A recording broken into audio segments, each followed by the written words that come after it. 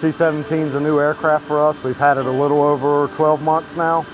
A lot of our maintainers went through FTT, so they got the tech school portion of this, but we're still focusing on increasing their proficiency with the OJT and the hands-on portion.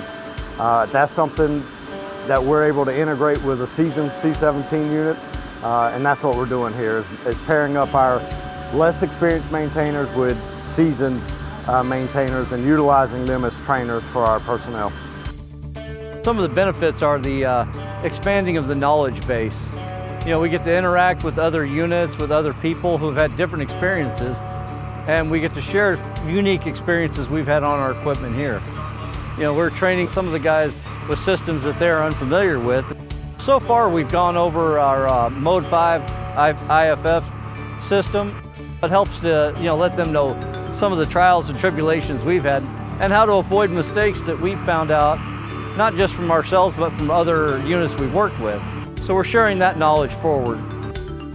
It's your home base, and it can get monotonous doing the same job over and over, and sometimes you can kind of lose the big picture. When you come to a base across the world like this and see a different mission, different mindset, but the same task being accomplished and the same camaraderie, it really can change your perspective and help you see the big picture.